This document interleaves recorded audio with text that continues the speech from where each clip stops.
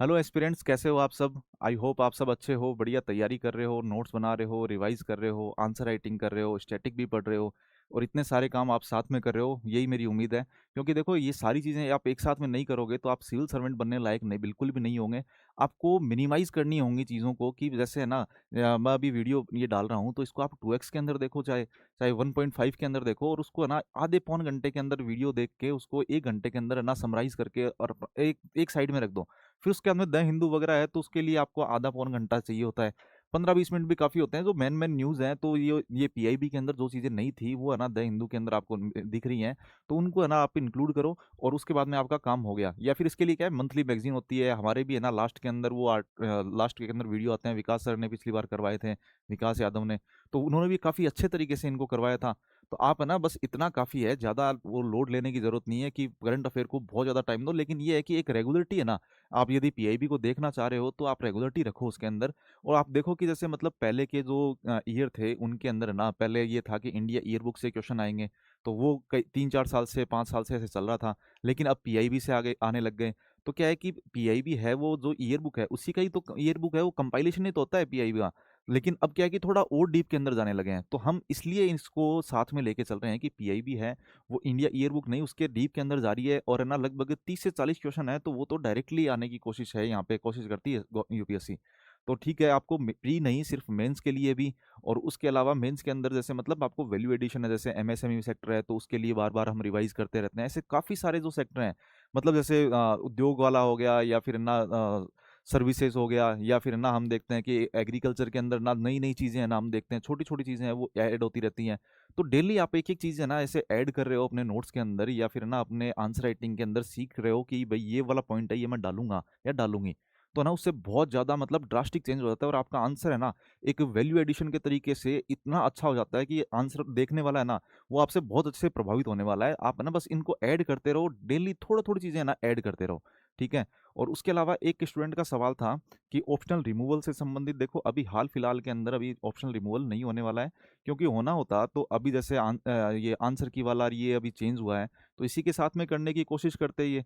लेकिन अभी नहीं हुआ है, तो इसका मतलब ये है कि अभी 2-3 साल तो जब तक ये गवर्नमेंट है तब तक तो बिल्कुल भी पॉसिबल नहीं है, और मुझे लगता है कि 5 साल से पहले बिल्कुल पॉसिबल नहीं है, उसके बाद में भी देखेंगे कि क्या होता है।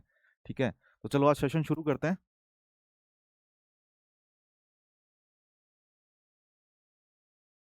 देखो, आज पहला आर्टिकल है ना, NIIF, national investment and infrastructure fund, इससे संबंधित है। NIIF है तो ये क्या है कि एक मतलब एक फंड है जो क्या है कि अल्टरनेट इन्वेस्टमेंट फंड होता है ना, जिसके अंदर हैज फंड वगैरह इस तरीके से काफ़ी सारी चीज़ें आती है, तो उसके अंदर इसको शामिल किया गया है।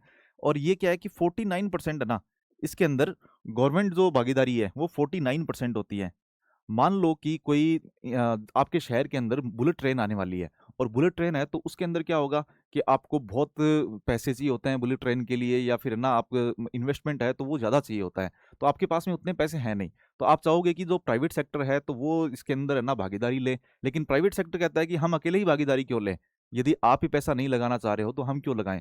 तो सरकार कहती है कि हम तो NIIF बना के, ये फंड है तो इसके थ्रू हम इन्वेस्ट करेंगे, और जो प्राइवेट सेक्टर है वो भी उसके अंदर ऐड हो जाएगा। ठीक है। तो ये प्राइवेट सेक्टर ऐड हो जाता है, और ये गवर्नमेंट का जो NIIF है ये भी इसके अंदर भागीदारी करता है, और उसके बाद में जो प्रोजेक्ट है वो शुरू हो जाता है जो इंफ्रास्ट्रक्चर के लिए स्पेशली बना हुआ है। अब इसके अंदर ही अलग अलग छोटे छोटे फंड होते हैं, जैसे मतलब चिकित्सा के लिए थोड़ा सा अलग हो गया, जलवायु वगैरह है तो उसके लिए अलग हो गया, इस तरीके से छोटे छोटे बने हुए हैं। और ये फंड ऑफ फंड्स कहलाते हैं अलग अलग। तो इन सब के बारे में हम आज अच्छे से देखने वाले हैं, NIIF के बारे में। ठीक है। तो अभी सरकार ने क्या किया है कि इसके अंदर NIIF के अंदर 30,000 करोड़ है ना, ये एक्स्ट्रा रुपए डाल दिए हैं। तो पहले था कि 16,000 करोड़ के समथिंग इसके अंदर पहले था, उसके बाद में ये 30,000 और डाल दिए। वैसे तो शायद ये 30,000 पहले से था, जहां तक मेरे को याद आ रहा है। एक बार इसको कंफर्म कर लेना। ठीक है, चलो आगे सेशन में और देखते हैं क्या है इसमें आर्टिकल में। देखो, पहली बात है ये सोवरेन एंकर्ड फंड है, मतलब कि ये सरकार द्वारा प्रायोजित फंड है। उसके बाद में 49% भागीदारी है, ये शेयर धारक है तो मतलब वो सरकार है। इसका मतलब ये है कि लाल फीताशाही वगैरह ये सब नहीं होगी। यदि 50% हो जाएगा तो ये PSU हो जाता है। लेकिन है ना इसके अंदर 49% शेयर धारक है वो सरकार है, 50 से कम है इसका मतलब। ठीक है। और इसको संभालता कौन है? NIIFL, national investment and infrastructure fund limited है, ये इसको संभालता है। उसके बाद में इस कोष में क्या है कि मतलब जो घरेलू संस्था निवेशक है, जैसे मतलब सोवरेन वेल्थ फंड हो गया, मतलब जो कोई सरकार है तो उसका है ना वेल्थ फंड होता है तो वो हो गया, या बीमा वाला फंड हो गया। इस तरीके से काफी सारे जो फंड हैं तो वो है ना वो उनको आकर्षित करने की है ना इसके द्वारा कोशिश की जाती है, कि जैसे मतलब सोवरेन वेल्थ फंड हो गया, पेंशन फंड हो गया, बहुपक्षीय विकास बैंक जैसे मतलब एडीबी हो गया, एआईआईबी हो गया, अलग अलग है ना डेवलपमेंट वो बैंक है, तो उनसे है ना सफलतापूर्वक पूंजी जुटाई जाती है। और इसके मतलब इस कोष ने है ना यहाँ यहाँ से पैसे जुटाए हैं। उसके बाद में इसके प्रमुख निवेशकों में इसमें इन्वेस्टमेंट और कौन कौन करता है, जैसे मतलब एक तो अबू धाबी इन्वेस्टमेंट अथॉरिटी है, एशियन डेवलपमेंट बैंक है, एआईआईबी है, एनडीबी है, इस तरीके के ना ये भी है ना इसके अंदर शामिल है। अब विभिन्न निवेशक रणनीतियां और कोष, जैसे मतलब अलग अलग कोष वगैरह हैं इसके अंदर, वो देखो कौन कौन से हैं। देखो पहली बात है कि इन्वेस्टमेंट इंफ्रास्ट्रक्चर फंड फर्स्ट, ये बनाया गया था पहले। तो इसके अंदर क्या है कि 16,000 करोड़ है ना, इतने रुपए का इन्होंने बनाया था। और इसके अंदर जो इंफ्रास्ट्रक्चर से संबंधित है ना कोई भी, जैसे मतलब परिवहन वाले हो गए या फिर ना रोड वगैरह, ये सारी पुल वगैरह बनाने, ये सब इसके तहत है ना बनाए जाने के लिए प्रस्तावित थे। उसके बाद में इंफ्रास्ट्रक्चर फंड सेकंड ये बनाया, तो उसको अभी जैसे मतलब ये वाला है 30,000 करोड़ का। तो इसमें क्या है कि परिवहन हो गया, ऊर्जा हो गया, डिजिटल अवसंरचना, फिर शहरी इंफ्रास्ट्रक्चर, ई गतिशीलता, मतलब ई मोबिलिटी हो गया, जैसे मतलब ई व्हीकल वगैरह, इस तरीके से आपको चार्जिंग स्टेशन वगैरह बनाने, या वो सब हो गए इसमें। ठीक है, तो ई गतिशीलता ये सब है ना इसके अंदर शामिल है। मतलब इंफ्रास्ट्रक्चर फंड पहले तो फर्स्ट था, फिर उसके बाद में सेकंड, तो इसके अंदर पहले 16,000 थे, फिर 30,000 करोड़, इस तरीके से है ना ये जोड़ दिए हैं, अभी 30,000 करोड़ वाला है, इस फंड को बनाया। उसके अलावा भी इसके अंदर फंड है। उसके अलावा निजी बाजार कोष, निजी बाजार कोष, इसमें क्या होता है कि जैसे मतलब जलवायु हो गई, या फिर ना प्राइवेट सेक्टर है ना कहीं पे भी है ना इन्वेस्ट करना चाहता है, या फिर जो स्वास्थ्य सेवाएं हैं उनसे संबंधित कहीं भी इन्वेस्ट करना चाहता है, तो यहाँ पे क्या है फंड ऑफ फंड है ना ये बना दिया जाता है, कि भाई ये फंड है, और इसको है ना जैसे अलग अलग छोटे छोटे सेक्टर के अंदर है ना कहीं भी जरूरत है, तो यहाँ पे ये डायरेक्टली इन्वेस्ट नहीं करते, तो इनको दे दिया जाता है। फिर उसके बाद में ये है ना उन सेक्टर के अंदर इन्वेस्ट करते हैं, मतलब क्लाइमेट के अंदर करना है या फिर क्या करना है, तो ये फंड ऑफ फंड है। फिर उसके बाद में दूसरे फंड के अंदर जाता है, और बाद में ये डायरेक्टली है ना इन्वेस्ट नीचे होता है, ये डायरेक्टली इन्वेस्ट नहीं करते हैं। तो ये निजी बाजार कोष हो गया। फिर रणनीतिक अवसर कोष है, जो वित्तीय सेवाएं होती हैं या विनिर्माण सेक्टर वाली है, तो उसके लिए स्ट्रेटेजिक, मतलब ये अलग अलग है ना फंड बने हुए हैं, और अलग अलग सेक्टर के लिए। जैसे मान लो कि आपको एडमिशन लेना है, डीयू के अंदर एडमिशन लेना है, और उसके लिए आपको आर्ट्स वाले हैं तो वो अलग डिपार्टमेंट में जाएंगे, साइंस वाले हैं वो अलग डिपार्टमेंट में जाएंगे, उनके लिए अलग कॉलेज है, कॉमर्स के लिए अलग कॉलेज है, इस तरीके से अलग अलग कॉलेज है ना डीयू के अंदर। उसी तरीके से ये अलग अलग सेक्टर के लिए ना, प्राइवेट प्राइवेट सेक्टर के लिए ये वाला फंड है, स्ट्रेटेजिक जो चीजें हैं मतलब फाइनेंशियल सर्विस, मैन्युफैक्चरिंग, इसके लिए ये फंड बना हुआ है। फिर इंडिया जापान फंड है, ये क्या है कि जैसे बाइलेटरल है ना, मतलब अलग अलग दो देशों के बीच में बाइलेटरल तरीके से एनआईएफ के ना अंदर ही हैं ये सारे फंड, तो इनके अंदर जैसे बाइलेटरल है ना इंडिया और जापान का पहला है ये। ठीक है, तो ये एनआईएफ के अंदर ही आएगा, इंडिया जापान फंड है। और इसमें क्या है कि ये द्विपक्षीय कोष है, पहला द्विपक्षीय कोष है जो जलवायु, चक्रीय अर्थव्यवस्था, जलवायु पे काम कर रहा है, चक्रीय अर्थव्यवस्था पे काम करता है, ऊर्जा परिवर्तन पे केंद्रित है। तो इन दोनों का मिला के ये फंड है, और ये भी है ना एनआईआईएफ के अंदर ही है, ये सारे इसी के अंदर ही काम करते हैं। ठीक, अब है महत्व क्या होगा कि जैसे संस्थागत पूंजी को आकर्षित करना, कि मतलब जो घरेलू इन्वेस्टर वगैरह हैं तो वो ना वो यहाँ पे आ सकेंगे। फिर राष्ट्रीय प्राथमिकताओं से जुड़ा हुआ है, जैसे कोप वगैरह, इंडिया मेक इन इंडिया या फिर गति शक्ति है, तो इनके अंदर इन्वेस्टमेंट चाहिए सरकार को, तो उनके उनके लिए ये हेल्पफुल होगा। उसके बाद में सलाहकार की भूमिका, एनआईआईएफ क्या करता है कि जो केंद्र सरकार की अलग अलग है ना स्कीम वगैरह ये चल रही है, या फिर है ना पीपीपी कोई परियोजनाएं चल रही हैं, तो उसके अंदर है ना जो इंफ्रास्ट्रक्चर से संबंधित है उनके अंदर सलाहकार की भूमिका भी ये निभाता है। तो ये सब चीजें इसके अंदर दे रखी हैं। ये हो गया हमारा एनआईआईएफ। देखो ये स्टडी विद डीजे ऐप है हमारी, यहाँ पे जाके आप लॉगिन कर सकते हो, और ये हमारे दो मेंस आंसर राइटिंग के प्रोग्राम चल रहे हैं। एक तो जीएस पेपर 1 2 3 4 के लिए, और जीएस के अंदर जो ऐसे का पोर्शन आता है उसके लिए ये धर्मेंद्र सर करवा रहे हैं, इनको 4 इंटरव्यू का एक्सपीरियंस है। और उसके अलावा श्याम सर हैं यहाँ पे, ये तो इनको 269 नंबर हिंदी लिटरेचर के अंदर मिले हुए हैं। तो हिंदी मीडियम के स्टूडेंट के लिए हिंदी लिटरेचर है ना बहुत बड़ी अपॉर्चुनिटी भी है और एक बाधा भी है, कि अलग अलग हम जैसे मतलब ज्योग्राफी ऑप्शन ले लेते हैं, या फिर ना पोल साइंस ले लेते हैं, लेकिन आपके जो पुराना सब्जेक्ट रहा है उसको छोड़ना नहीं है, इस तरीके से नहीं कह रहा हूँ, लेकिन हिंदी मीडियम के लिए ना सबसे अच्छा ऑप्शनल है वो हिंदी लिटरेचर ही है। और शाम सर है इसकी आंसर राइटिंग एक अलग तरीके से करवा रहे हैं, कि आपको टारगेट दे के, और 2 दिन के बाद में ना क्लास होती है, लाइव क्लास, उसके अंदर आंसर राइटिंग सिखाई जाती है, और आंसर यदि आपने गलत लिखा है तो उसको ऑडियो फीडबैक के थ्रू है ना आपको बताते हैं। यदि आपको ये प्रोसेस पूरा जानना होता है तो आप यहाँ पे जाके कॉल करके आप पूछ सकते हो। ठीक है, ये हमारे कॉन्टेक्ट नंबर है, तो कॉलिंग टीम को आप फोन करके पूछ सकते हो कि किस तरीके से इसका स्ट्रक्चर है। तो देखो ये आर्टिकल है, इसमें सुमन रोड मैप 2030 सुमन से संबंधित है। यह सुरक्षित मातृत्व आश्वासन स्कीम, ठीक है, इसका फुल फॉर्म है सुमन की। तो ये रोड मैप है 2030 तक का। जैसे हमारे एसडीजी टारगेट हैं तो वो 2030 तक के हैं। उसमें एमएमआर या जो चाइल्ड मोर्टेलिटी रेट है, इन सबको है ना किस हद तक कम करना है, जीरो करना है, ये सारी चीजें है ना, ये 2030 तक के हमारे टारगेट हैं। तो उनको पूरा करने के लिए सुमन रोड मैप है। तो ये अभी 2019 के अंदर वैसे शुरू हुआ है, तो उसका विमोचन है ना, लेकिन ये करेंगे कि मतलब सुमन स्कीम तो पहले की है, लेकिन ये रोड मैप है 2030 तक का, इसका विमोचन अभी करेंगे। और ये अभी क्या है कि 16वां सम्मेलन ये चल रहा है, ठीक है। तो कौन सा, मतलब केंद्रीय स्वास्थ्य और परिवार कल्याण परिषद का 16वां सम्मेलन चल रहा है। तो इसके अंदर ना बहुत सारे, जैसे हमने कल भी है ना एक आर्टिकल पढ़ा था, उसके अंदर सुश्रुत वाला था, या फिर ना और भी है ना छोटी छोटी वो स्कीम थी, नेशनल हेल्थ मिशन वगैरह, पीएम जेएवाई जन आरोग्य योजना, ये सब है ना उसके अंदर पढ़े थे। और उसके अंदर भी छोटी छोटी चीजें हैं, उनको थोड़ा है ना पहले तो हमने पढ़ा था, लेकिन आज क्या उनको एक डिस्क्राइब तरीके से बता रखा था। यदि आप चाहोगे तो मैं उसको है ना एक अच्छे से बता सकता हूँ। जैसे मतलब वो एक तो सुश्रुत वाला था, ठीक है।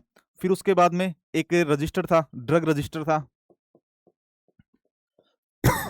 सॉरी, ड्रग रजिस्टर है, ठीक है। ऐसे दो तीन चीजें थी, तो उनके बारे में थोड़ा अच्छे से बता रखा है, डीप जाके बता रखा है। मुझे नहीं लगता कि हमें पढ़ना चाहिए, लेकिन फिर भी आप कहोगे तो मैं इसको ना करवा दूंगा। ये मैंने सेव कर रखे हैं आर्टिकल, दो तीन आर्टिकल थे ये अलग से थे, तो ना ये इसी के तहत थे, तो इसलिए मेरे को याद आ गया ये। तो सुमन रोड मैप है, उससे संबंधित ये आर्टिकल है। तो इसमें देखो टारगेट है ना, क्या क्या डिसाइड किए हैं वो इसमें दे रखे हैं, कि हमारी एमएमआर वगैरह है ना, इसके लिए हमें कितना रिड्यूस करना है। तो एमएमआर को 70 तक लेके आना है हमें। एमएमआर क्या होता है, 1 लाख पे ना जीवित जन्म के ऊपर है ना कितनी माताओं की मृत्यु हो रही है, तो उसको है ना 70 तक हमें लेके आना है। और अभी एक आर्टिकल पढ़ेंगे उसके अंदर है ना, अभी जो हमारा जो एमएमआर है उसको 87 बताया गया है, ठीक है। तो नवजात शिशु मृत्यु दर है, तो उसकी घटना को ना रोकने के लिए ना कम करना है। फिर उसके बाद में जैसे ये शून्य करने की भी बात है, कि ना रोके जा सकने वाली है ना जो मतलब मौतें हैं जो बर्थ के टाइम पे होती हैं, तो उनको शून्य करने का भी हमारा टारगेट है। ये है ना सुमन जो रोड मैप है उसके तहत है ना ये डिसाइड की गई है ये सारी चीजें।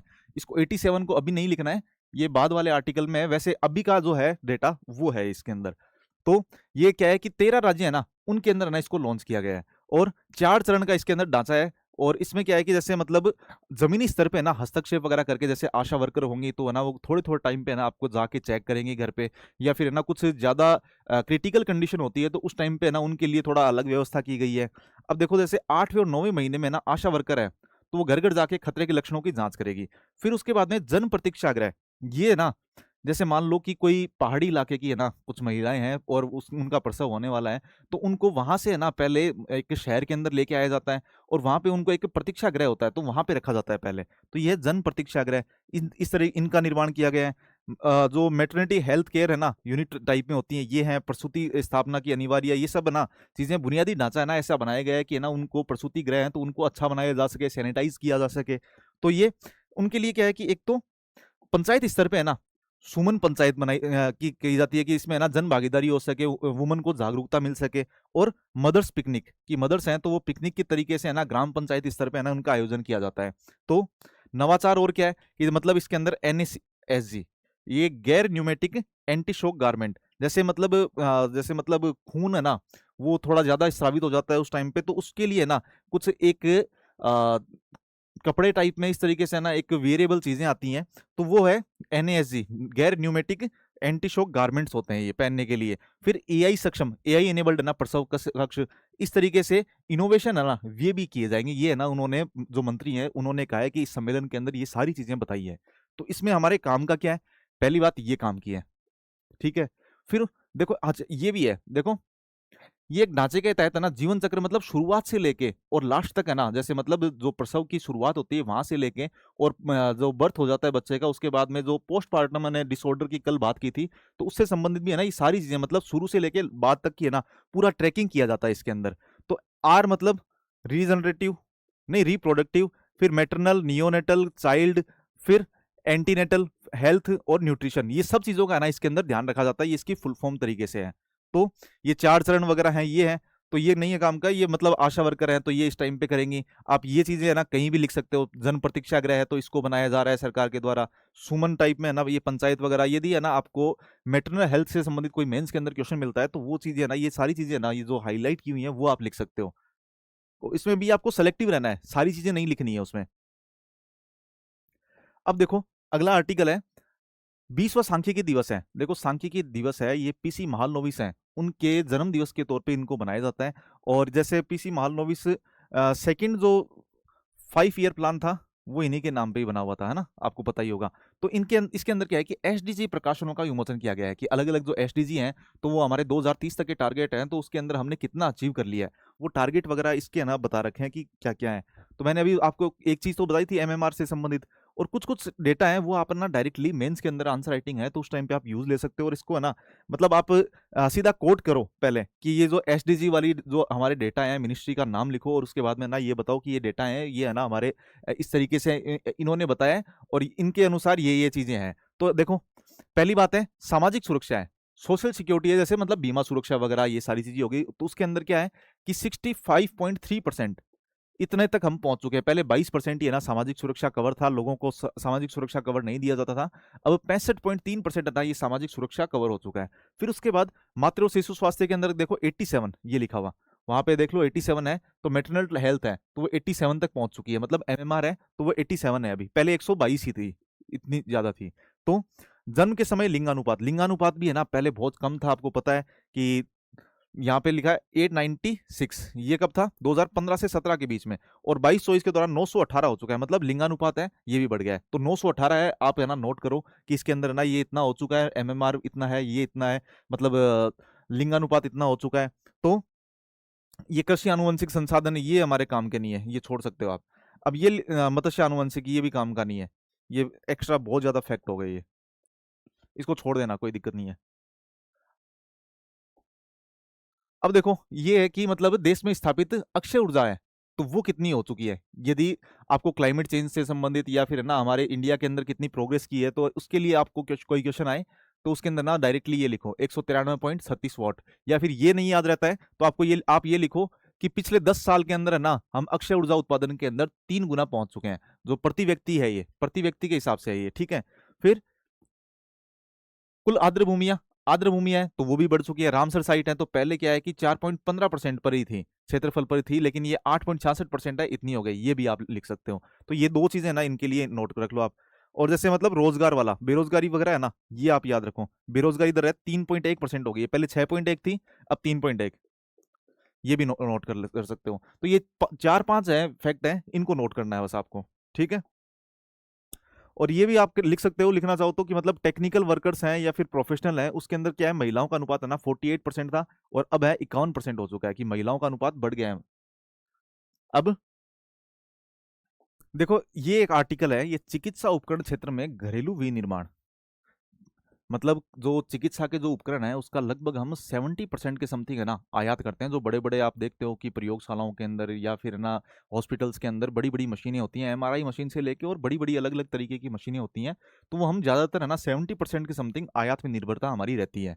तो उसको कम करने के लिए सरकार ने 2 स्कीम लेके आई है सरकार की, उनको बढ़ावा देने के लिए जो प्राइवेट सेक्टर हैं तो वो है ना अपने विनिर्माण उद्योग बना सके, मतलब जो उनका चिकित्सा वाले उपकरण है तो उनके उद्योग स्थापित कर सकें, और उसके बाद में ना उनके लिए जैसे मतलब 10 करोड़ है या फिर 5 करोड़ है, इस तरीके से उनको सब्सिडी टाइप में दी जाती है, ठीक है। तो इससे संबंधित ये है कि 10 करोड़ तो क्या है कि डायरेक्टली है ना यदि कोई बनाना चाह रहा है तो उसको है ना 10 करोड़ दिया जाता है, 10 करोड़ तक का है ना सहायता दी जाएगी। और उसके अलावा यदि कोई परीक्षण वगैरह करना है या फिर इस तरीके से है ना वो उसके अंदर ज्यादा पैसे लगा रहा है, तो मतलब आपको पता है कि इनके परीक्षण वगैरह है जो पशुओं पे करते हैं या फिर चूहों पे प्रयोग करते हैं, वो सारी चीजें है ना उनके अंदर बहुत ज्यादा पैसा लगता है, तो उसके लिए भी है ना सरकार अलग से सहायता दे रही है 5 करोड़ तक की। तो ये दो चीजें इसके अंदर इंपॉर्टेंट थी बस।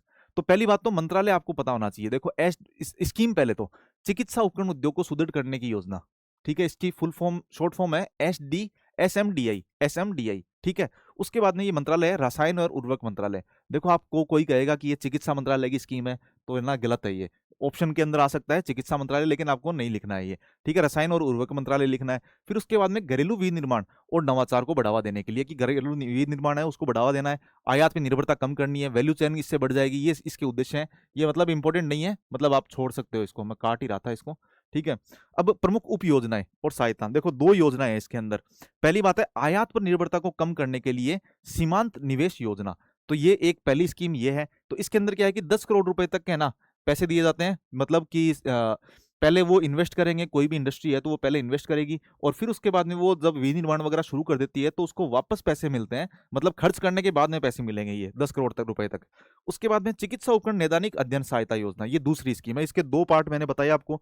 तो इसमें क्या होता है, जैसे पशुओं पे अनुसंधान करना, या फिर है ना आप नैदानिक प्रदर्शन मूल्यांकन करना, इस तरीके से क्लिनिकल ट्रायल वगैरह ये सब करने होते हैं ना, तो उस टाइम पे है ना इनको 5 करोड़ रुपए तक की ना वित्तीय सहायता उस टाइम पे भी उपलब्ध करवाई जाती है। ये दो स्कीम है इसके अंदर ही है, ठीक है। तो ये आपको ध्यान रखनी है बस। अब देखो, मेडिकल डिवाइस पार्क है, तो उससे संबंधित है ना एक आर्टिकल पहले आया हुआ था, तो उसके अंदर है ना मैंने आपको बताया था कि 4 है ना मेडिकल डिवाइस पार्क हैं, वो बना चुके हैं। तो ये भी आप है ना एक्स्ट्रा नॉलेज, वो पिछला आर्टिकल था उसके साथ में नोट कर सकते हो कि एक तो तमिलनाडु के अंदर है, बनाने जा रहे हैं, एक हिमाचल प्रदेश के अंदर है, यूपी के अंदर और एमपी के अंदर। इस तरीके से 4 है मेडिकल डिवाइस पार्क है, ये हम बनाने की घोषणा कर चुके हैं। ठीक है, ये हम पहले पढ़ चुके थे, तो जैसे मतलब बनाने के लिए अभी बात चल रही थी तो मेरे को ये याद आ गया है। तो फिर देखो, इस ये आर्टिकल, अगला आर्टिकल है ना, ये प्रधान वैज्ञानिक सलाहकार है, तो उन्होंने टीआरएल कंपास प्लेटफॉर्म है, इसका शुभारंभ किया है। किसके साथ में? डीएससीआई, ये एक संस्था है, इसके साथ में ना इन्होंने एक समझौता वगैरह किया है, टीआरएल कंपास प्लेटफॉर्म। देखो, मान लो कि एक व्यक्ति है, मान लो मैं ही हूं, तो है ना मेरे को है ना एक ड्रोन बनाना है, ठीक है। तो है ना मैं ड्रोन बनाने के लिए मेरे को थोड़ा सा पैसा चाहिए होता है, तो मैं है ना सीधा एक गवर्नमेंट मतलब कोई प्लेटफॉर्म है तो उसके ऊपर जाता हूँ और उनको कहता हूँ कि मेरे को है ना पैसा चाहिए, मतलब सरकारी सहायता चाहिए, तो मैंने ना ये चीज़ें बनाई है। तो वो पहले चेक करेंगे कि मैंने ड्रोन को सिर्फ कागज़ पे ही बनाया है, या फिर मैंने ड्रोन को है ना थोड़ा सा मतलब एक शुरुआती तौर पे है, या फिर मैंने लगभग बना लिया है, बस है ना एक लास्ट स्टेज है, तो उसके अंदर है ना मेरे को थोड़ी सी हेल्प चाहिए। तो ना ये मतलब उसकी स्टेज होती है। तो इस तरीके से टीआरएल कंपास प्लेटफॉर्म है ना, इसके ऊपर क्या है कि 9 स्टेज होती हैं। जैसे मतलब मैंने कागज से लेके और लास्ट तक की बताई, ये 9 स्टेज पे है ना, वो उनको एक मेजर किया जाता है कि किस स्टेज तक आप पहुंच चुके हो उसके अंदर बनाने के ऊपर। ठीक है, तो इस तरीके से ये 9 स्टेज हैं। तो इनका शुभारंभ किया गया है कि मतलब है ना ये 9 स्टेज होंगे, तो उससे क्या है कि पहले पता चल जाएगा। पहले क्या है, सब्जेक्टिव होता था कि है ना मन किया तो दे दिया, मन किया तो पैसे नहीं दिए। अब क्या है कि एक पारदर्शी प्रणाली होगी, तो उससे पता चलता रहेगा कि है ना ये मतलब इनका काम है, तो ये कितना किस हद तक हुआ है, सही सही जगह आपने पैसा लगाया है नहीं लगाया है, कि मतलब वो जो चीज़ है मतलब वो शुरुआती दौर में ही थी और वो सही करने लायक था ही नहीं, उसके बाद में भी है ना उसको पैसा दे दिया गया है। तो इन सारी चीज़ों से है ना निपटा जा सकेगा इससे, मतलब भ्रष्टाचार वगैरह ये सब कम होगा, ये मान लो आप। तो देखो, बस ऊपर ऊपर से देखना है इसके अंदर। पहली बात है डीएसआईसी, इसके साथ सहयोग हो रहा है। 9 स्तरीय, ये मैंने बता दिया आपको। फिर उसके बाद में व्यक्तिपरक निर्णय से बदलकर अब वस्तुनिष्ठ हो चुका है, मतलब सब्जेक्टिव होता था पहले डिसीजन, अब क्या है कि ऑब्जेक्टिव हो गया है, मतलब 9 लेवल हैं तो उसके आधार पर डिसाइड किया जाएगा। फिर एएनआरएफ है, अनुसंधान नेशनल रिसर्च फाउंडेशन होता है, और आरडीआई है, ये मतलब फंड है, अलग अलग कोष है, ये फाउंडेशन नहीं, ये फंड है एएनआरएफ। और ये जो मतलब अलग अलग जो मतलब इंस्टीट्यूशन होते हैं ना, विश्वविद्यालय, ये तो है ना इनके लिए एएनआरएफ होता है। तो उसमें क्या होता है कि उसके ये भी फंड है, और एक रिसर्च डेवलपमेंट फंड है। तो ये दोनों फंड है, इनसे है ना पैसा दिया जाता है। तो ये राष्ट्रीय पहलों के प्रभावी क्रियान्वयन में ये सहयोग करेगा कि इनको भी है ना इन फंड से किस किस को दिया जा सके। तो इसके लिए भी है ना 9 स्तर है, तो ये यूज में आ सकेंगे। अब शिक्षा जगत हो गया, उद्योग जगत हो गया, वित्त पोषण एजेंसियां होगी। मतलब ये तो मैंने सिर्फ और सिर्फ ड्रोन का बताया है। यदि आप है ना शिक्षा जगत के अंदर यदि कुछ करना चाह रहे हो, या फिर उद्योग के अंदर कुछ करना चाह रहे हो, वित्त पोषण एजेंसियां है तो उसके अंदर भी कुछ कर रहे हो, तो ये सारी चीजें ना, मतलब वित्त पोषण एजेंसियां तो वो हो गई जो पैसा देने वाली हो गई, सॉरी। तो ना इसमें ये यहाँ पे इन्वेस्ट कर रही है, यहाँ पे इन्वेस्ट कर रही है, तो इन सबको है ना एक साथ के अंदर लेके आएगा, ये मर्ज करने की कोशिश कर रहा है। ठीक है, तो ये सारी बातें हो गई।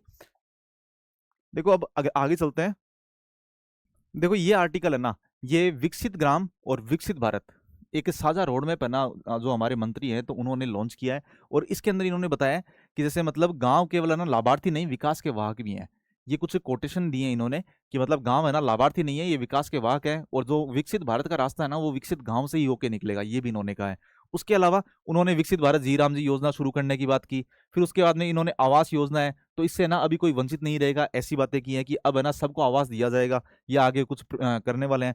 फिर एक शी लिप्स प्लेटफॉर्म है, इसको लॉन्च किया गया है, शी लिप्स प्लेटफॉर्म को लॉन्च किया गया है। तो इस ये क्या है कि जो लखपति दीदी योजना होती है ना, लखपति दीदी योजना, जिसके अंदर जो 6 करोड़ महिलाओं को जोड़ा जाएगा और लखपति दीदी बनाने की ना स्कीम है। तो लखपति दीदी के अंदर आपको पता होगा कि ये सेल्फ हेल्प ग्रुप से है ना, पहली बात तो ये जुड़ी हो, और इनकी जो वार्षिक आय है वो 1 लाख से कम हो। तो ये लोग है लखपति दीदी योजना है, तो इसका लाभ ले सकते हैं।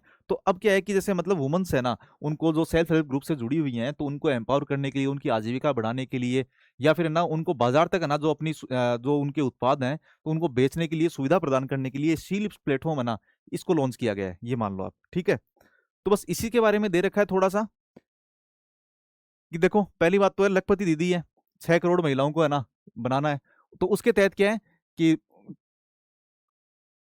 लखपति दीदी डैशबोर्ड लाया गया है, एक शी लिप्स है, ये प्लेटफॉर्म लॉन्च किया गया है। ठीक है, तो इसमें क्या है कि 5 साल में 10 लाख करोड़ का बैंक लिंकिंग रोड मैप, कि मतलब उनको है ना बैंक खातों के अंदर 10 लाख रुपए तक है ना, 10 लाख करोड़ रुपए तक के ना उनको भेजे जाएं, या फिर ना उनको मतलब उनके सर्कुलेट हो सकें। ये है 5 साल के अंदर इनका टारगेट है। अब क्या है कि उद्देश्य तो आपको ये मतलब ये शी लिप्स का उद्देश्य है, ये डिजिटल प्लेटफॉर्म है, ये उद्यमों और आजीविका गतिविधियों को गति और ये तैयार करने के लिए दिया गया है, ये कोई काम का नहीं है।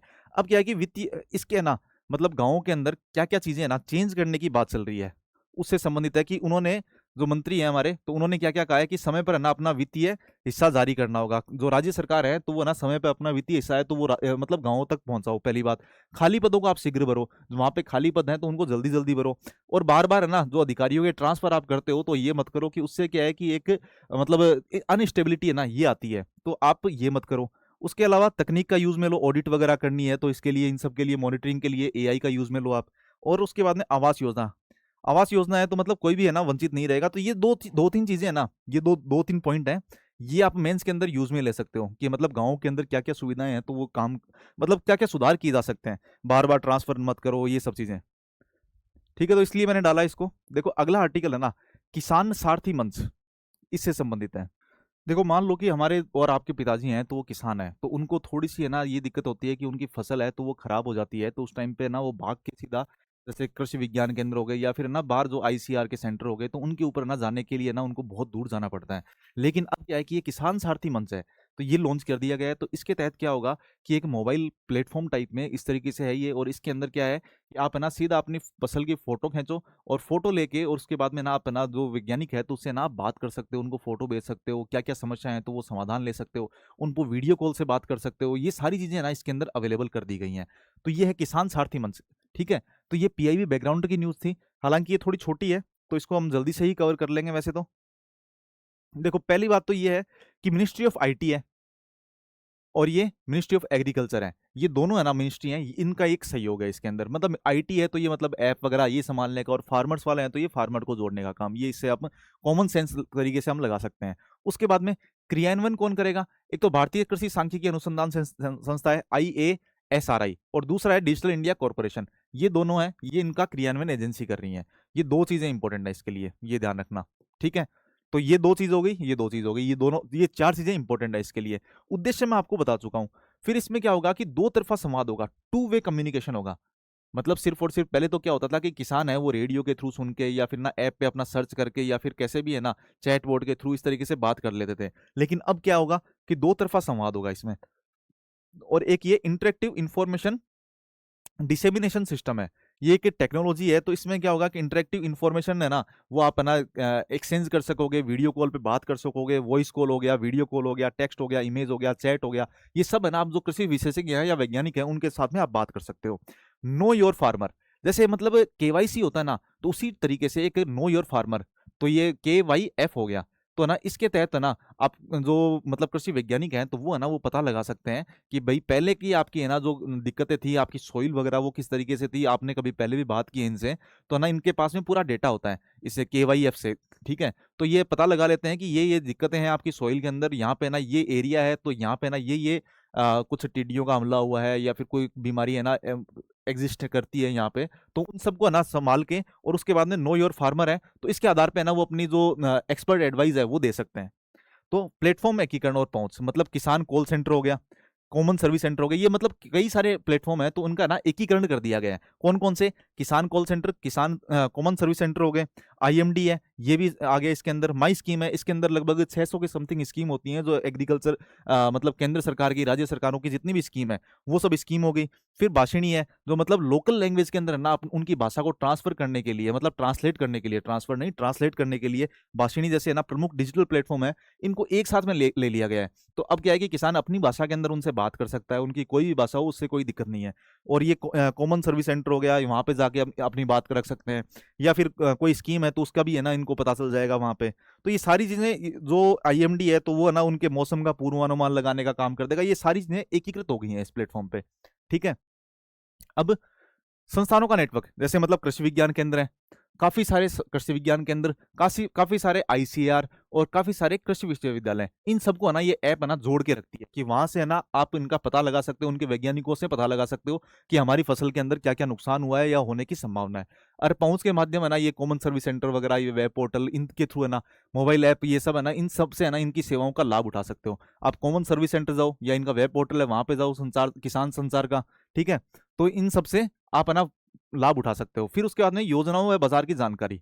तो लाभ क्या होंगे कि योजनाओं की जानकारी मिल जाएगी, कितनी कौन कौन सी योजनाएं वहां पे चल रही हैं तो उसकी इंफॉर्मेशन मिल जाएगी। उसके बाद में क्षेत्र विशिष्ट परामर्श, कि मतलब कौन से एरिया की है ना वो दिक्कत है और अपनी भाषा के अंदर आप जानकारी ले सकते हो। इसमें 13 क्षेत्रीय भाषाओं में ना लाइव संवाद कर सकते हैं। अब हितधारक कौन कौन से हैं? आईसीआर हो गया, कृषि विज्ञान केंद्र हो गया, नीति निर्माता और प्रशासक हो गए, ये सब है ना इसके अंदर हितधारक हैं। ठीक है, ये हो गया। देखो ये आर्टिकल है ना, ये माप विज्ञान अधिनियम के तहत सुधार नोटिस की व्यवस्था शुरू की गई है। उससे संबंधित है कि जैसे आपको पता है कि एक जन विश्वास है ना अधिनियम आया था, तो उसके अंदर छोटे छोटे जो अपराध थे तो उनको है ना खत्म कर दिया गया। अब क्या है कि आप जुर्माना दे के ना छूट सकते हो और ना उन पे जैसे मतलब आपराधिक जो वो कार्यवाही होना या फिर ना आपको जेल नहीं भेजा जाएगा। ये छोटी छोटी है ना, आप यदि गलतियां करते हो या फिर कोई क्रिमिनलाइज एक्टिविटी होती है तो वो करते हो तो उसके लिए ना आपको जेल नहीं भेजा जाएगा, आपको सिर्फ और सिर्फ क्या करना होगा कि जुर्माना देके छूट जाओगे। तो अब क्या है कि माप विज्ञान अधिनियम है, कोई जैसे मतलब एक पैकेजिंग व्यवस्था है तो उसके ऊपर है ना आप किसी कंपनी ने गलत तरीके से मान लो कि 100 ग्राम की जगह उन्होंने 90 ग्राम ही लिख दिया, या कम तो क्यों लिखेंगे, ज्यादा ही लिखेंगे, 120 ग्राम लिख दिया है, तो ये मिस प्रिंट हो गया है मान लो या फिर गलती की है, तो उनको पहले नोटिस दिया जाएगा और फिर उसके बाद में ना उनको यदि दोबारा बार बार रिपीट कर रहे हैं तो उनको जेल भेजा जाएगा। तो इस तरीके से व्यवस्था शुरू की है। तो ये छोटी सी थी कि आपको यदि ईज ऑफ डूइंग बिजनेस है ना उससे संबंधित कुछ ना कुछ मेंस के अंदर लिखना है तो ईज ऑफ डूइंग है ना आप ये लिख सकते हो, जन विश्वास अधिनियम लिख सकते हो। और उसके अंदर ये लीगल मेट्रोलॉजी एक्ट है 2009 का, तो उसके अंदर क्या है कि 2026 का ये जन विश्वास प्रावधान अधिनियम अभी मतलब होने वाला, ये प्रावधान किया गया है। तो जन विश्वास के अंदर संशोधन किया है तो इसको है ना डीक्रिमिनलाइज कर दिया, ऐसे मान लो आप। तो मिनिमम गवर्नमेंट और मैक्सिमम गवर्नमेंट है, इसको है ना ये दिखाएगा। और सुधार नोटिस है ना ये जारी किया जाएगा पहले, और यदि बार बार आप वॉयलेशन कर रहे हो, रिपीटेड है ना वॉयलेशन कर रहे हो, तो फिर उसके बाद में आपको बख्शा नहीं जाएगा। ये है तो ईज ऑफ डूइंग है ना ये इसको बढ़ावा मिलेगा। तो यदि आपके लिए मेंस के अंदर क्वेश्चन आता है तो आप उसको लिख सकते हो। अब देखो प्रोजेक्ट ब्रह्मांक है, इससे संबंधित ये आर्टिकल है। प्रोजेक्ट ब्रह्मांक है, ये है। तो इसमें क्या है, देखो पहली बात तो ये है बीआरओ है, बॉर्डर रोड ऑर्गेनाइजेशन है, तो उसका है ये। और उसके बाद में जैसे ज्योग्राफिकल स्कोप कौन कौन सा है यहाँ पे, देखो एक तो अरुणाचल प्रदेश है ना, यहाँ पे इन्होंने ना ये प्रोजेक्ट ब्रह्मांक है इसको शुरू किया था कि मतलब जो बॉर्डर एरिया है तो वहाँ पे है ना इंफ्रास्ट्रक्चर, रोड वगैरह, पुल वगैरह इस तरीके से बनाने का काम है ना बीआरओ का होता है। और ये अरुणाचल प्रदेश के अंदर ऊपरी सियांग वगैरह ये सब हो गया, और असम के अंदर मेनली। ये अंदर वाली चीजें आपको याद नहीं रखनी है, आपको दो चीजें लिखनी है, ब्रह्मांक, फिर ये एरिया और बीआरओ, सिर्फ इतना ही लिखना है। ठीक है, उससे आप समझ जाओगे सारी चीजें, ये सारी बातें फालतू हैं बाकी। अब देखो एक अगला आर्टिकल है ना, ये एबीसी पुरुष वॉलीबॉल कप, इसके अंदर क्या है, भारत ने कांस्य पदक जीता है। कांस्य पदक जीतने वाली है ना ये टीम बन गई है, और कांस्य पदक है वो बहरीन को है ना हराया इन्होंने। इसके अंदर लिखा हुआ नहीं है, आप एक्स्ट्रा लिखना है इसको। ये स्पेशली मतलब यूपीएससी के लिए तो कम है, 3-1 से है ना हराया है बहरीन को कांस्य पदक जीत के। और इसमें क्या है कि मतलब वॉलीबॉल की टीम है तो इसको क्या है एवीसी, मतलब ये एशिया वॉलीबॉल कप है ऐसे मानो।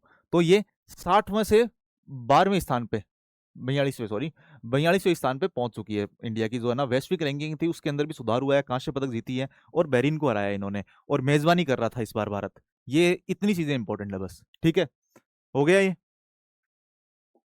मैंने जितना लिखा है उतना ही। कल वाले का आंसर है बी और बी। बी और बी आंसर है कल का। और ये भी आप मेरे को लिख के बताना, बहुत कम लोग लिख रहे हो, बहुत कम लोग।